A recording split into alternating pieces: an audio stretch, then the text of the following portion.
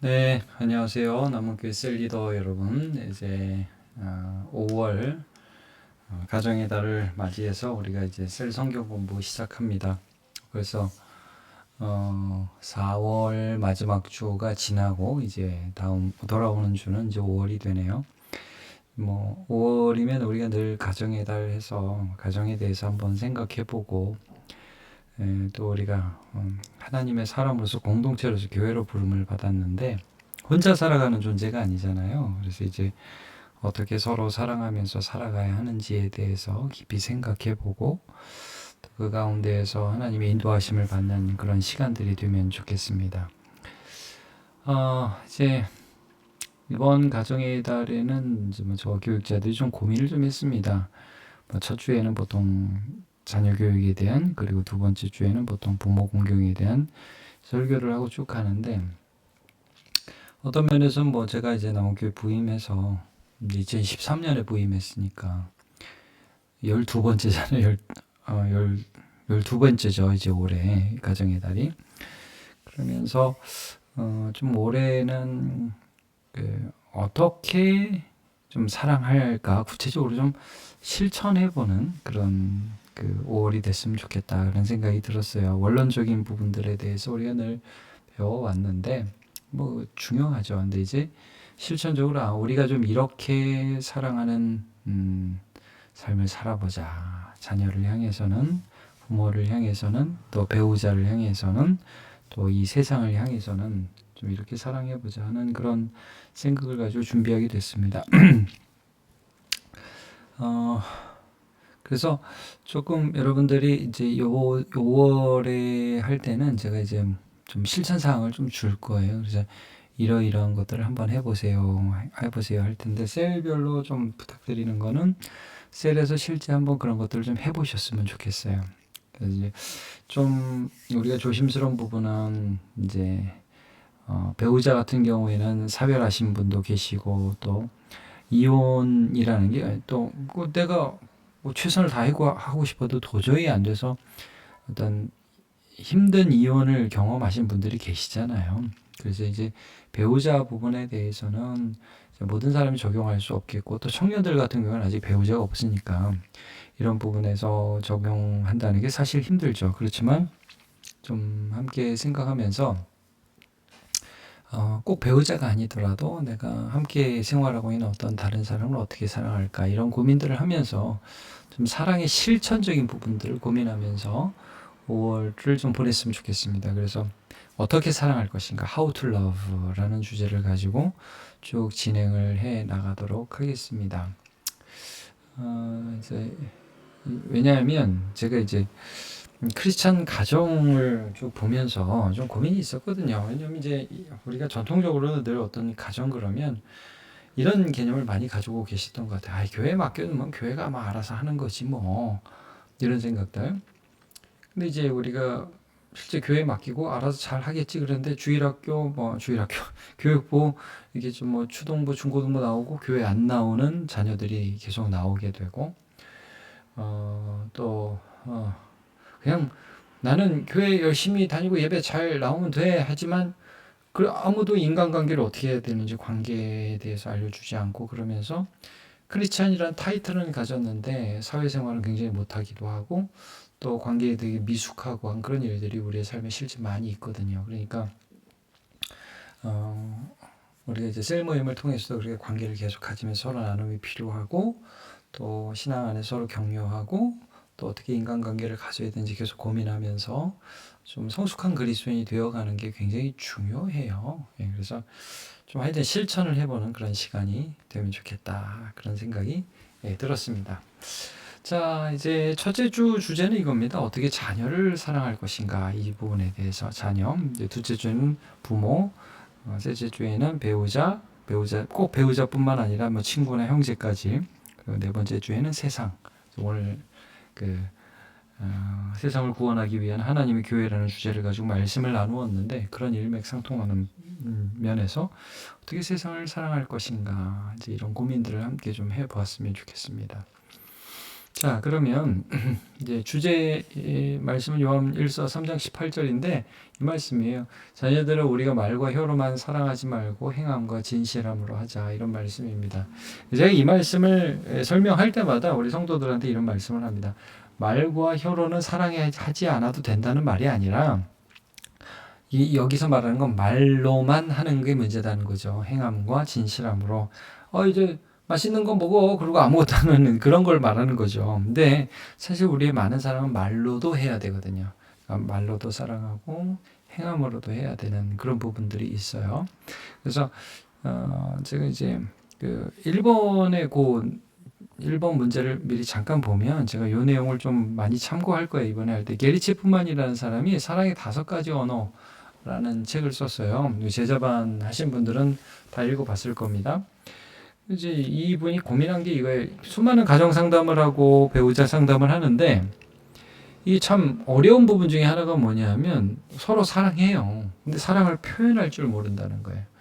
그래서 이제 이분이 그 경험 속에서 정리한 게, 내가 이렇게 하면 저 사람이 나를 사랑한다고 느끼는 게 그 사람마다 다 다르다는 거예요. 여러분, 사랑 자체가 수용자 중심이죠. 내가 사랑했으니까 너 왜 내 사랑을 안 받아? 그게 아니라 받는 사람 입장에서 사랑이라고 느껴야 되잖아요. 그 받는 사람 입장에서 사랑이라고 느끼는 걸 5가지로 정리하니까 인정하는 말, 네, 나오죠? 인정하는 말, 함께하는 시간, 선물, 봉사, 스킨십, 이렇게 나온 거예요. 이제 실천적인 거죠. 이런 부분들을 한번 우리가 가정에서 자녀들, 또 배우자라든지 부모라든지 이렇게 좀 함께 좀 살펴보는 거죠. 근데 비슷해요. 우리가 실제적으로 사랑한다는 것들이 이제 이런 부분들에 있어서 굉장히 의미가 있는 거예요. 사람마다 좀 달라요. 예, 그렇긴 한데 대부분 이런 부분이 적용이 됩니다. 그래서 제가 이제 도입 부분을 읽어보면, 사랑을 해야 한다는 사실은 모든 사람이 잘 알고 있습니다. 그렇죠. 하지만 어떻게 사랑해야 할지는 잘 모릅니다. 집착이 되기도 하고 또 미숙하기도 하고 사랑한다고 화를 내기도 하고 우리의 사랑이 미숙하죠. 그래서 어떻게 자녀를 사랑할까, 이번에 주제가 이제 how to love인데 어떻게 해야 되는가. 한번 역으로 이제 도입하면서 생각해 보면, 내 경험상 누가 나를 정말 사랑한다고 그랬을 때 내가 참 감사해. 그분이 그렇게 했었을 때 난 사랑받는다고 느꼈다. 그럼 여러분 생각해 보죠. 어떤 사람의 경우에는 난 너무 힘들 때 그분이 이런 말을 해줬을 때 난 진짜 사랑받는다고 느꼈어. 난 이런 선물을 받았어. 그분이 이런 봉사를 해줬어. 그때 저는 이런 감정도 들고, 어떤 목사님이 어떤 학생이 너무 힘든 일이 있어서 그냥 버스를 타고 계속 2시간 옆에 있어줬다. 근데 그 학생이 그걸 기억하더라. 그런 얘기도 제가 들은 적이 있어요. 그러니까 어떤 때 우리는 사랑받았다고 느끼는지 한번 그것들을 나누어 보면서, 사랑이라는 게 항상 하는 사람도 중요하지만 받는 사람이 중요하다는 거예요. 수용자 중심이라는 거죠. 받는 사람이 이게 사랑이야. 나는 사랑이라고 했어. 근데 저 사람은 막 모욕감을 느꼈어. 그럴 수가 있잖아요. 미숙하면 그러잖아요. 애들이 열심히 선물해서 준비해서 가는데 별로 의미 없고 그런 경우들이 있을 수가 있잖아요. 미숙할 경우에. 자, 그래서 이제 1번 문제를 좀 볼게요. 이제 또 이 부분은 아까 봤고, 내가 자녀와의 관계에 있어서, 여러분이 이제 자녀가 있을 경우에, 또 이제 청년들 같은 경우에는 내가 지금 자녀가 없잖아요. 그렇지만 또 자녀를 기르게 된다면 또 부모님과의 관계를 좀 떠올려 보면서, 우리 부모님은 어디에 초점을 맞추셨지? 나는 나중에 자녀를 어떻게 초점을 맞추며 기를까? 이제 자녀 계획에 대한 한번 스스로의 관점을 정리해 보는 시간 되면 좋을 것 같아요. 자, 부족했던 부분들이 있다면 무엇입니까? 나중에 자녀를 갖게 된다면 어떤 부분에 힘을 쏟고 싶습니까? 이제 이런 부분을 좀 생각해 보면 좋겠어요. 자, 그러면 1번. 자녀가 돈을 벌 수 있는 능력을 갖게 하는데 초점을 맞추겠다. 대부분 이래요. 여러분, 이제 요즘에 많은 분들이 여기에 힘을 많이 쏟죠. 제가 이제 우리 3번과 좀 대조적인 그런 부분이거든요. 그래서 그냥 자녀에게 줄 수 있는 최고의 선물은 돈이다. 이런 개념이 이 시대에 팽배해 있습니다. 돈. 이제 장례식 가보면 유산만은 반드시 싸웁니다. 제가 이제 우리 성도들한테는 애들한테 절대 유산을 남겨주지 말아라. 그런 말씀을 자주 드리죠. 별로 득이 안 된다. 근데 이제 제가 처음에 이번 돌아오는 주에 설교할 때 우리가 자녀에게 줄 수 있는 선물이 뭐냐 할 때 함께하는 시간을 먼저 얘기할 겁니다. 자녀와 함께하는 시간. 왜냐하면 여러분 잘 생각해 보세요. 자녀에게 최고의 선물은 뭡니까? 부모예요. 엄마 아빠라고요. 그걸 돈이 대신할 수 없어요. 물론 이제 애들이 뭐 장난감 사달라고 떼를 쓰기도 하지만 저도 그렇거든. 옛날 기억해 보면 아무리 그래도 엄마 품이 제일 좋고 애들은 아빠랑 손잡고 어디 가는 게 제일 좋죠. 어릴 땐 특히. 그리고 아빠 엄마가 갔던 그런 추억들이 삶을 살아가는데 굉장히 큰 정서적인 안정감을 주게 됩니다. 이제 제가 요 성경 구절 하나 읽어드릴게요. 히브리서 11장 9절 10절 이게 별거 아닌 것 같은데 되게 좋아해요. 저는 이 말씀을. 믿음으로 그가 아브라함이야 이방의 땅에 있는 것 같이 약속의 땅에 거류하여 동일한 약속을 유업으로 함께 받은 이삭 및 야곱과 더불어 장막에 거하였으니 이는 그가 하나님의 계획하고 지으실 터가 있는 성을 바랐습니다. 그러니까 아브라함이 이삭과 야곱과 더불어 장막에 거했다. 하나님의 동일한 약속을 유업으로 받은 사람들이다. 내가 하나님의 이 복을 받을 텐데 이걸 내 아들, 내 손주도 같이 받을 거라는 거예요. 여러분 잘 아시지만 아브라함은 아들을 100살에 낳았어요. 손주는 이삭이 60세에 낳았거든요. 그러니까 아브라함은 160세 때 낳았죠. 아브라함 175세를 살았습니다. 그러니까 잘 계산해 보시면 손주 야곱하고는 15년을 같이 살았다는 걸 알 수 있습니다. 그러면 이 아이들의 인생에 있어서 가장 큰 복이 뭐겠습니까? 아브라함과 같이 산 거예요. 그러니까 할아버지인데 여러분 그런 생각 안 해보셨습니까? 할아버지인데 같이 살면서 자기가 경험한 하나님에 대한 얘기를 얼마나 많이 해 주었겠습니까? 하나님이 이렇게 나를 인도하셨다. 난 이런 인생을 살았다. 이런 어려움이 있었는데 이렇게 극복했다. 여러분 이게 복이라는 거예요. 그래서 저는 이제 이삭을 생각하면서 다음 주에도 뭐 그런 말씀을 좀 나누겠지만 이삭이 평생 잊지 못할 사건이 뭐겠습니까? 아버지가 어느 날 야, 저 제사 드리러 가자. 그래서 3일을 걸어갔는데 산에 올라가면서 아버지 저 불도 있고 나무도 있는데 제사할 어린 양은 어디 있습니까? 하나님이 직접 준비하실 거야. 그리고 올라갔어요. 근데 올라갔는데 나를 묶네. 이게 아버지와 아들이 함께한 경험이거든요. 함께한 경험. 그 아버지가 칼을 드시는데 제가 이삭이라면 굉장히 당혹스러웠을 것 같아요. 아버지가 나를 얼마나 사랑하는지 알거든요. 그냥 이렇게 죽고 말지 않는다는 걸 아버지가 그렇게 하지 않을 거라는 걸 자기가 알아요. 아버지를 신뢰해요. 근데 이삭은 하나님은 아직 잘 모르잖아요. 아브라함은 아는데 아브라함의 하나님은 잘 모르잖아요. 근데 이제 그때 하늘에서 어떤 음성이 들립니까? 칼을 내리찌르려고 했는데 그때까지도 이삭은 긴가민가 했을 것 같아요. 제가 보기에는. 아브라함아 음성이 들리잖아요. 아브라함이 아버지가 뭐 내가 여기 있나이다. 그 아이에게 손을 대지 말라. 네가 독자까지도 아끼지 아니하였은즉 내가 하나님을 경외하는 줄 이제 안다. 그리고 돌아보니까 순양이 뿔에 수풀에 걸려 있어서 그 양으로 제사를 지내는데 와 우리 아버지 말처럼 정말 하나님이 예비하셨네. 그래서 여호와 이레가 되지 않습니까? 이런 사건을 통해서 아브라함 아버지가 믿음으로 어떻게 살아가는지를 아들이 보잖아요. 경험이 공유되는 거예요. 그리고 그 아버지의 사랑과 또 아버지의 말씀을 쭉 들으면서 자라나는 거죠. 그러니까 인생에 있어서 우리 자녀에게 최고의 복은 여러분 아버지와 아버지의 믿음이에요. 어머니도 마찬가지고 제가 이제 그 아버지 어머니와 함께한 시간을 못 보냈는데도 위대한 인생을 살아간 사람 중에 대표적인 사람이 모세라고 생각합니다. 여러분 모세는 어린 시절에 태어나자마자 바로의 위협 때문에 나일강가에 버려졌습니다. 아버지 어머니로부터 강제로 떨어진 거예요. 결별한 것입니다. 근데 하나님 어떻게 인도하십니까? 그 모세를 바로의 공주가 되게 하시고, 그때 모세의 누나였던 미리암이 가가지고 유모 구하세요. 그래가지고 자기 어머니가 모세를 기르게 돼요. 그래서 제가 이제 그 성경 조금만 읽어드리면, 출애굽기 2장 9절이에요. 바로의 딸이 그에게 이르되 이 아기를 데려다가 나를 위하여 젖을 먹이라. 내가 그 삭슬 주리라. 여인이 그 아기를 데려다가 젖을 먹이더니 그 아기가 자라매 바로의 딸에게로 데려가니 그가 그의 아들이 되니라. 신기한 일이죠. 그러니까 바로의 궁궐에 바로 가지 않았어요.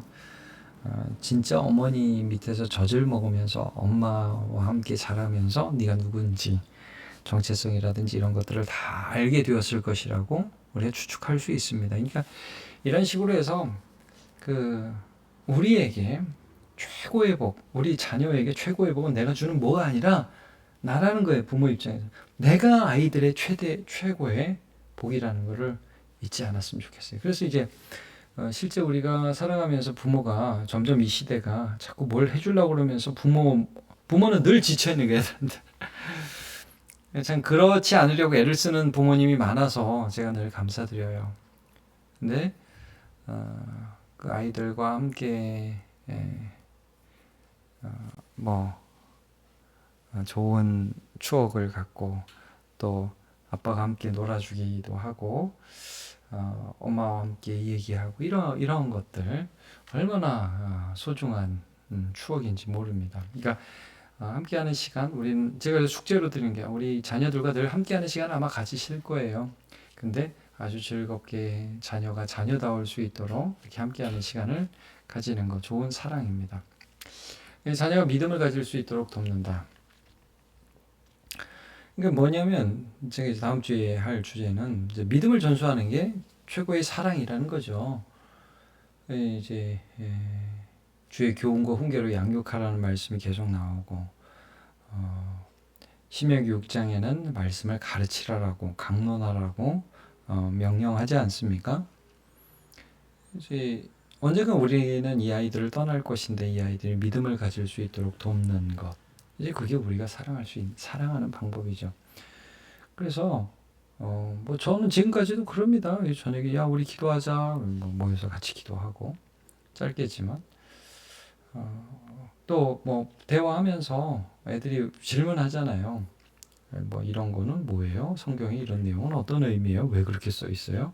이제 우리가 최선을 다해서 답변하고 또 이야기를 들어주고 또 이야기 설명하고 그러면서 자기가 잘 자라날 수 있도록 믿음을 가질 수 있도록 돕는 거, 또 기도하는 거. 아마 이 부분에서 많이 좀 우리가 힘든 것 중에 하나는 이제 믿음을 떠난 자녀들이 있을 때 이제 그런 부분들에도 좀 고민이 되지 않으실까 그런 생각은 들어요. 왜냐하면 이제 한동안 믿음을 떠난 우리 자꾸 포기하게 되잖아요. 이거 어떻게 해야 되나? 얘들은 이제 주님과 영영 관계가 없나? 이런 생각을 하게 되는데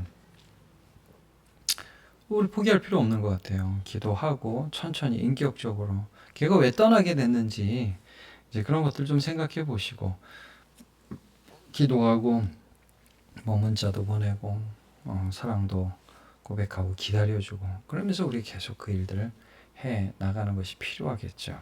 자녀가 믿음을 가질 수 있도록 애를 쓰는 거, 부모가 자녀를 사랑하기 위해서 쓰는 겁니다. 자, 4번은 무슨 말씀이냐면 꾸짖다, 격려한다, 목표를 가진다, 독립할 수 있도록. 그러니까 이제 말 결국 우리 이제 에베소서 6장에도 그 말씀이 있잖아요. 자녀를 노엽게 하지 말라고 그러잖아요. 그럼 뭘로 노엽게 해요, 우리? 대부분 말이거든요. 물론 이제 말 잘못해서 그러는 것도 있지만 어떤 경우에는 부모가 너무 모범이 되지 않을 때 아이들이 분노를 하기도 하고 너무 잘못된 행동을 하면서도 완악하게 살아갈 때 자녀들이 분노하기도 하죠. 그러니까 부모가 실수한다고 자녀들이 분노하는 건 아닌 것 같아요. 자녀들도 이제 부모가 좀 약하다는 걸 알죠. 근데 이제 부모답지 못한 행동을 계속 할 때 자녀들 분노하고 특별히 그러니까 이제 제가 말씀드렸잖아요. 제가 아는 어떤 제자 하나 열심히 공부해서 갔는데 야, 이거밖에 못했냐? 다음에 더 잘해와. 이런 식으로 아빠가 얘기하니까 그때부터 공부 안 했다고 얘가. 그러니까 이 얼마나 우리가 우리 부모의 말이 자녀들에게 어떤 좋은 영향력을 끼칠 수 있는지 우리는 자꾸 잊어버리는 것 같아요. 이 아이들이요. 제가 이제 가능성 격려하는 잘한 것 가능성 이런 걸 격려해야 돼요. 애들이 다 다르거든요. 어떤 애들은 공부를 잘하고 어떤 애들은 뭐 음악을 잘하고 어떤 애들은 미술을 잘하고 어떤 애들은 놀기를 잘하고 아니 노는 것도 그것도 굉장한 은사예요. 그리고 뭐 어떤 사람은 여러분 뭐 보험 이런 걸 탁월하게 잘하는 사람 만나는 걸 너무 좋아하고 막 그러니까 탁월하게 잘하는 사람 있잖아요. 뭐 대단한 겁니다. 사업 잘하고 이런 사람들을 보면 다 공부 잘해서 되는 거 아니거든요. 근데 이제 우리나라는 너무 획일화하게 사람을 좀 다루는 경향이 있어요. 야, 너는 하나님이 이 세상에서 만드신 단 하나밖에 없는 작품이야. 너다움을 발견해. 너는 이게 좋아. 너는 이걸 잘해. 격려하는 거예요. 그리고 가능성을 이렇게 격려하고 죄에 대해서는 꾸짖는 말을 하고. 그러니까 이제 인정하는 말이라고 아까 봤지 않습니까? 우리가 자녀를 어떻게 인정하면서 말을 해나갈 수 있을까? 이제 죄악에 대해서는 지적을 해야 되는데 못하는 거는 기다려 주셔야 돼요. 공부를 못하는 건 죄가 아니잖아요. 근데 공부를 너무 하기 싫어서 게으른 건 뭐 물론 죄가 될 수도 있지만 기다려 줘야 될 그런 부분도 좀 있고요. 거짓말을 계속 이렇게 하고 그러면 그거는 죄죠. 근데 왜 그렇게 하는지는 마음은 읽어 주셔야 되는 거거든요. 그래서 이제 말로 우리가 지혜로운 말로 사랑해라. 제가 우스갯소리로 예전에 이거 원로 목사님도 많이 하셨는데 어떤 애가 뭐그 수미 양가에서 가가가 뭐 하다가 뭐 미인가 운가 하나 먹고 다 가는데 야 한 과목만 열심히 너무 한 과목만 치중해서 공부하지 마라 아빠가 뭐 이렇게 지혜롭게 말을 했다 그런 이야기도 있지 않습니까?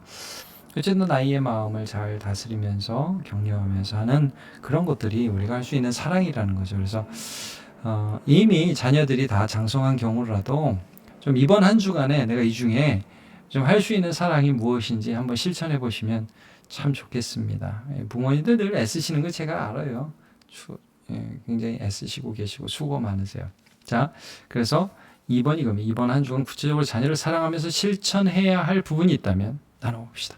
이번 How to Love 어떻게 사랑할까 시리즈는 실천이 실천. 자녀와 함께 식사한다. 늘 밥 먹는데 아니 그런 거 말고 한번 좀 좋은 곳에서 한번 식사하면서 여유 있게 얘기도 듣고 한다. 평소 꼭 하고 싶었던 축복의 말. 우리 자녀들에게 이 말 하고 싶은 말 있잖아요.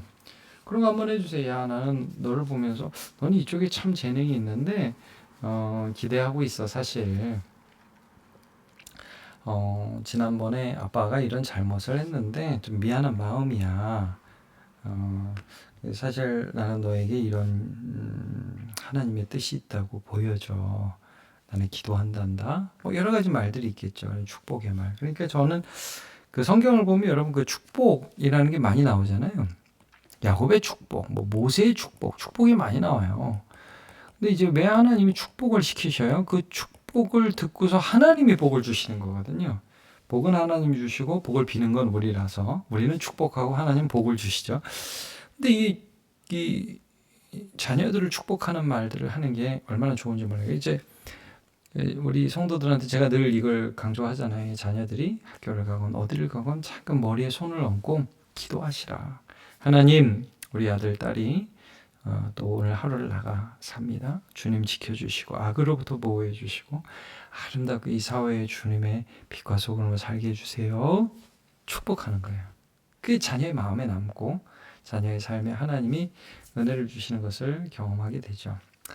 자, 함께 예배한다. 축복의 말씀을 전한다. 그래서 이제 평소에 우리가 가정 예배를 못 드렸어. 그럼 이번 한 주간이라도 한번 해보세요. 드렸던 분들은 또 간단하게 또 예배하면서 하나님의 사랑을 나누시기를 바라고요. 그래서 이번 한 주간에 이것 말고도 한번 잘 생각해 보세요. 그래서 이 셀 모임에서 뭘 하는 거냐면 이번 주에 혹시 하고 싶은 게 뭡니까 해서 하고 다음 주에 한번 물어보세요. 어떻게 하셨어요? 뭐 이랬어요 얘기할 수 있겠죠. 자, 마치면서 보겠습니다. 자녀는 부모에게 맡기신 선물입니다. 그죠? 하나님의 마음으로 사랑하고 섬김이 언젠가 부모님의 품을 떠날 때는 더 큰 믿음의 사람을 우뚝 서기를 소망하는 마음으로 기도하며 양육하는 부모가 됩시다. 그러니까 언젠간 떠날 거예요. 그때 우리가 안심하고 떠날 수 있도록 주님 앞에 믿음으로 잘 세울 수 있기를 기도합시다. 이미 자녀가 장성한 경우 자녀를 마음껏 축복하고 또 지키시며 인도하시기를 간구합시다. 축복하고 하나님이 그 자녀를 지켜주시고 인도해 주시기를 간구하기를 바라고요. 아직 자녀가 없는 경우에는 경건한 부모의 사명을 잘 감당하도록 기도하고 계획 같은 걸 발표하는 시간이 되면 좋겠어요. 청년들 같은 경우에도 이거를 꼭 넘어갈 게 아니라 나는 나중에 자녀를 낳으면 어떤 원칙과 어떤 생각을 가지고 해야지라는 걸 그래도 적어도 어떤 원칙을 갖고 기도를 시작하는 그런 계기로 삼으시면 좋겠습니다. 그래서 이제 다음 주에는 이제 어린이 주일인데 유아 세례도 있어요. 그래서 우리 현신원 목사님 아들 헤드니하고 또 신청하는 사람들 있으면 하게 될 텐데 여러분들 기도해 주시고요. 네, 그래서 유아 세례라는 거는 항상 여러분 우리 교회에 있는 어린이들은 교회의 자녀라는 의미가 있는 겁니다. 그래서 우리는 교회의 부모들이고요. 그래서 함께 이 자녀를 양육한다는 의미가 있는데 그래서 좀 이렇게 아이들을 사랑하고 또 함께 격려할 수 있는 그런 어린이 주일이 되었으면 좋겠어요. 그래서 설교하고 유아 세례하고 또 어린이들 다 나와서 함께 축복하고 찬양하고 그런 시간도 갖도록 하겠습니다. 한 주도 잘 지내시기를 바랍니다. 수고하셨습니다. 감사합니다.